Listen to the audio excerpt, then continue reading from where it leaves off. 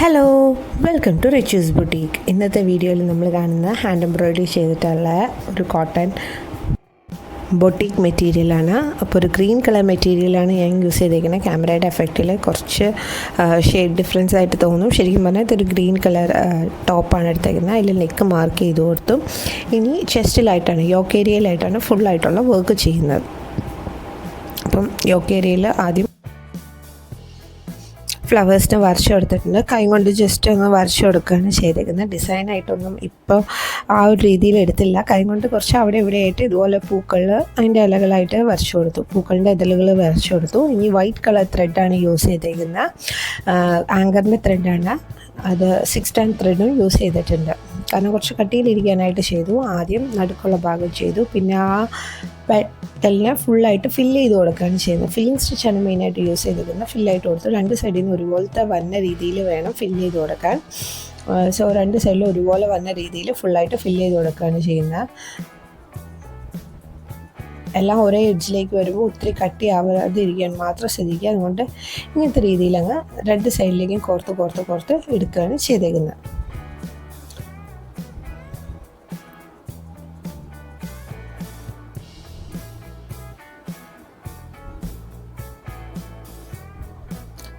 നല്ല ടൈറ്റായിട്ട് ഫ്രെയിമിൽ ക്ലോത്ത് വെച്ചാൽ മാത്രമാണ് ഈ ഒരു സ്റ്റിച്ച് ഇങ്ങനെ എളുപ്പം ചെയ്തെടുക്കാൻ പറ്റുള്ളൂ.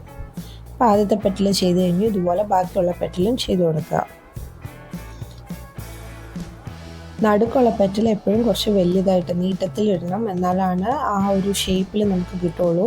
ഒരേ ലെങ്ത്തിൽ ഇട്ട് കഴിഞ്ഞ് കഴിഞ്ഞാൽ ആ ഷേപ്പിൽ നമുക്ക് കിട്ടില്ല. അപ്പോൾ ഷേപ്പിൽ കിട്ടാനായിട്ട് ആദ്യത്തെ പെറ്റൽ മാത്രം, നടുക്കുള്ള പെറ്റൽ മാത്രം കുറച്ച് ലെങ്ത്തിലിടണം. നടുക്കുള്ള പെറ്റലല്ല, നടുക്കുള്ള ആ ലൈൻ കൊടുക്കുന്നത് കുറച്ച് ലെങ്ത്തിലിടുക.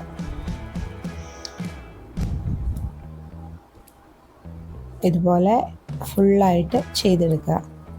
ഇതിപ്പോൾ ബൊട്ടിക് സിൽക്ക് മെറ്റീരിയൽ ആയതുകൊണ്ട് തന്നെ ഒരിക്കലും വാഷ് ചെയ്ത് നമുക്ക് അയൺ ചെയ്യേണ്ട ആവശ്യം വരാറില്ല.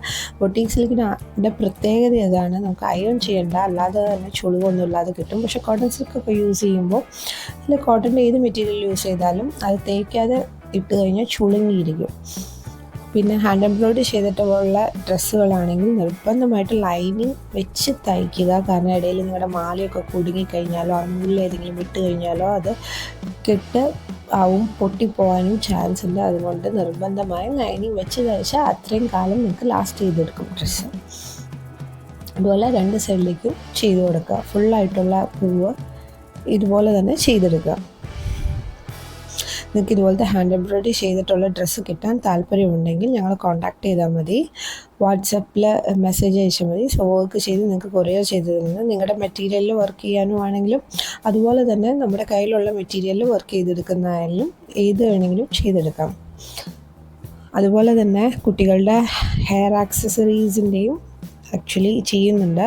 സോ അതിലും ആർക്കെങ്കിലും താല്പര്യമുണ്ടെങ്കിൽ ഹെയർ ബോയോ ഹെയർ ബാൻഡോ എംബ്രോയിഡറി ചെയ്തിട്ടുള്ള ക്ലിപ്പുകളോ എല്ലാം അവൈലബിൾ ആണ്. സോ ആ പേജിലൊന്ന് നോക്കിക്കഴിഞ്ഞാൽ എല്ലാം കിട്ടും. ഇല്ലെങ്കിൽ വാട്സപ്പ് ഗ്രൂപ്പ് ഉണ്ട്, ഗ്രൂപ്പിൽ ജോയിൻ ചെയ്താൽ മതി. എല്ലാ ഡീറ്റെയിൽസും നിങ്ങൾക്ക് അതിൽ നിന്ന് കിട്ടുന്നതാണ്. സെയിം നമ്പറാണ്, കോൺടാക്ട് ചെയ്താൽ മതി. ഇതുപോലെ ഫുള്ളായിട്ടുള്ള വർക്ക് ചെയ്തെടുക്കുക.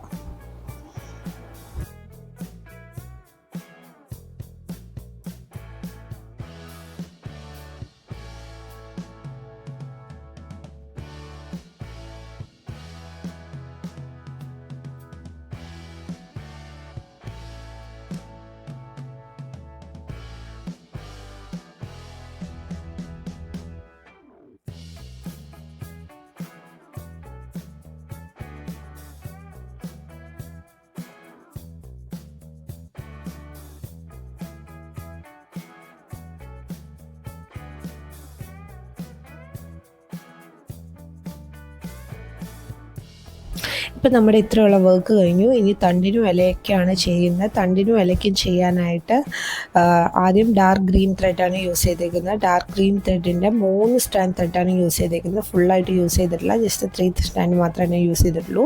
സ്റ്റെമ്മിൽ സ്റ്റെം സ്റ്റിച്ചാണ് ചെയ്ത് കൊടുക്കുന്നത്. ഫുള്ളായിട്ട് സ്റ്റെം സ്റ്റിച്ച് ചെയ്ത് കൊടുക്കുക. ഒന്ന് ഈ ഡാർക്കും പിന്നെ നമ്മുടെ ക്ലോത്തിൻ്റെ കുറച്ചും കൂടെ ലൈറ്റർ വേർഷനും. ഇങ്ങനെ 2 കളറാണ് ഞാൻ ചൂസ് ചെയ്തേക്കുന്നത്. ക്ലോത്തിൻ്റെ സെയിം കളർ ചൂസ് ചെയ്യരുത്. ഒരു ഷെയ്ഡ് ഡാർക്കും ഒരു ഷെയ്ഡ് ലൈറ്റും ആയിട്ടുള്ള കളേഴ്സ് ചൂസ് ചെയ്താൽ അത്രയും ഭംഗിയുണ്ടാവും. അതുപോലെ സ്റ്റെം സ്റ്റിച്ച് ചെയ്ത് കൊടുക്കുക ഫുള്ളായിട്ട്.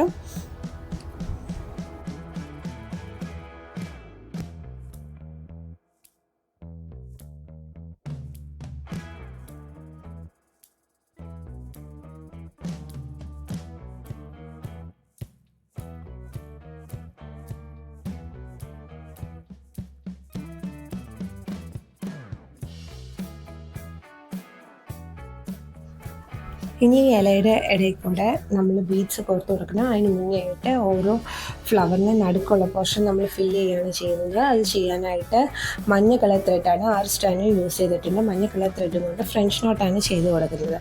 സോ ആദ്യം ചുറ്റുമുള്ള ബോർഡർ ചെയ്ത് കൊടുക്കുക. ചെയ്ത് കൊടുത്തതിന് ശേഷം നടുക്കിലേക്ക് ചെയ്ത് കഴിഞ്ഞാൽ നമുക്ക് ആ പെർഫെക്റ്റ് ഷേപ്പിൽ ബോർഡർ കിട്ടും. എപ്പോഴും നമ്മൾ ബോർഡറാണ് പെർഫെക്റ്റ് ഷേപ്പിൽ കിട്ടാൻ നോക്കണ്ട. അത് കിട്ടിക്കഴിയുമ്പോൾ തന്നെ നമ്മുടെ പൂവിന് നല്ലൊരു ഭംഗി ഉണ്ടാവും. സോ ചുറ്റുമുള്ള ബോർഡർ ആദ്യം ചെയ്ത് കൊടുക്കുക. അതിന് ശേഷം നടുക്കുള്ള പോർഷൻ ചെയ്ത് കൊടുക്കുക.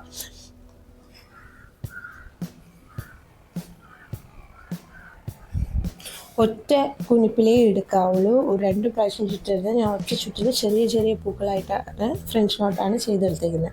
വലിയ നോട്ടിന് അത്ര ഭംഗി ഉണ്ടാവില്ല. കുറച്ച് അത് ഒന്ന് പ്രൊജക്റ്റ് ചെയ്ത് നിൽക്കുമെന്നുള്ളൂ. നമുക്കിതിൽ പ്രൊജക്റ്റ് ചെയ്ത് കാണിക്കണ്ട. സോ അതുകൊണ്ട് ചെറിയ ഒരേ ഒരു തിരിവിൽ എടുത്തിരിക്കുന്ന ഒരേ ഒരു ഇതിലെടുത്തേക്കുന്ന ഫ്രഞ്ച് നോട്ടാണ് നമ്മൾ ചെയ്തെടുക്കുക.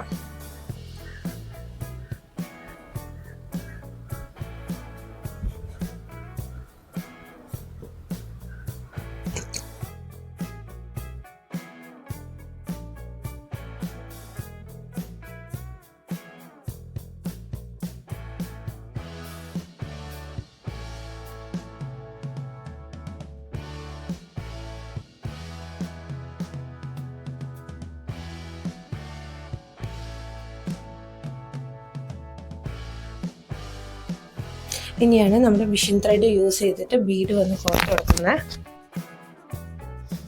ബീഡ് കോർത്ത് കൊടുക്കാനായിട്ട് 2 ബീഡാണ് ഒരു ഇലയുടെ ഉള്ളിലേക്ക് വെച്ചേക്കുന്നത്. ഇതുപോലെ 2 ബീഡ് ചേർത്തിട്ടാണ് ഒരു ബീഡിൽ കോർത്ത് കൊടുക്കുന്നത്. സോ അത് ഇലയുടെ ആ ഒരു സൈസിൽ നിൽക്കുകയും ചെയ്യും, കാണാനും നല്ല ഭംഗിയായിരിക്കും. അതുപോലത്തെ രീതിയിൽ ചെയ്ത് കൊടുക്കുക. സൂചിയുടെ ഉള്ളിൽ കറക്റ്റായിട്ട് കൊടുക്കുന്ന രീതിയിലുള്ള ബീഡ് എടുത്താൽ നല്ലതായിരിക്കും.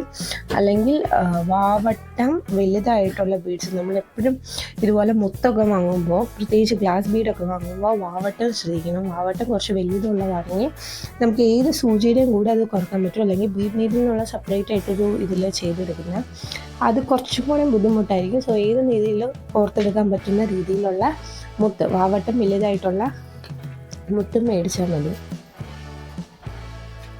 ഇത് ഫുള്ളായിട്ട് ചെയ്ത് കൊടുക്കുക. ബീഡ്സ് വയ്ക്കുമ്പോൾ തന്നെ നമ്മുടെ വർക്കിനൊരു പ്രത്യേക ഭംഗി കൂടും. അത് വെച്ച് കഴിയുമ്പോൾ തന്നെ നമുക്ക് മനസ്സിലാവും. 2 എണ്ണത്തിൽ വയ്ക്കുമ്പോൾ തന്നെ ആ ഒരു വ്യത്യാസം നമുക്ക് ക്ലിയർ ആയിട്ട് കാണാൻ പറ്റും. സോ ബീഡ്സ് വെച്ചിട്ടുള്ള വർക്ക് ചെയ്തെടുക്കുക. ഇത് പ്രത്യേകിച്ച് ഒരു പാർട്ടി വെയർ കൂടി ആയതുകൊണ്ട് അത് കുറച്ച് എലഗൻ്റ് ആയിട്ട് ഒന്ന് ഡിഫറെൻ്റ് ആയിട്ട് നിൽക്കും വേണം. നമ്മൾ ഹാൻഡ് എംബ്രോയിഡറി വർക്ക് ചെയ്യുന്ന അതാണല്ലോ. എല്ലായിടത്തും കിട്ടുന്ന പോലത്തെ ഒരേ മെറ്റീരിയൽ കിട്ടാനാണെങ്കിൽ നമ്മളത് ചെയ്യത്തില്ല. ഒരുപോലത്തെ വർക്ക് കിട്ടുകയാണെങ്കിൽ നമ്മൾ കസ്റ്റമൈസ് ചെയ്യാനായിട്ട് നിൽക്കത്തില്ല.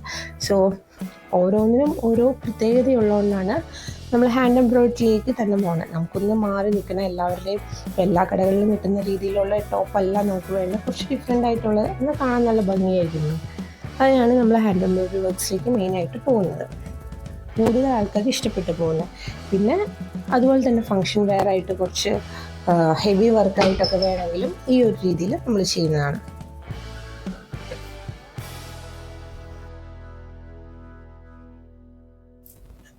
അപ്പോൾ ഇതാണ് ഈ ഒരു ഡ്രസ്സിൻ്റെ ഫൈനൽ ഔട്ട്ലുക്ക്. ഫുൾ ബീഡ്സും കോർത്തും എല്ലാം ചെയ്തു. ബാക്കിലുള്ളത് ഒട്ടിച്ചു. ടോട്ടലായിട്ടുള്ള വർക്ക് ചെയ്തു. ഫ്ലവർ കൊടുത്ത് ഫ്ലവറിന് ചെറുതായിട്ടുള്ള ഒരു ചെറിയ പൂക്കൾ വിടർന്നു തന്നെ മൊട്ടുകൾ കൊടുത്തിട്ട് ഇല കൊടുത്തു. ഇലയിൽ ചുറ്റും ബീഡ്സ് കൊടുത്തു. യോക്ക് ഫുള്ളായിട്ട് കവറാവുന്ന വർക്കാണിത്. വീഡിയോ ഇഷ്ടപ്പെടുമെങ്കിൽ തീർച്ചയായും ലൈക്ക് ചെയ്യുക, ചാനൽ സബ്സ്ക്രൈബ് ചെയ്യുക. അതുപോലെ ഇതുപോലത്തെ വർക്ക് നിങ്ങൾക്ക് ചെയ്ത് കിട്ടാൻ താല്പര്യമുണ്ടെങ്കിൽ കോൺടാക്റ്റും ചെയ്യുക. താങ്ക്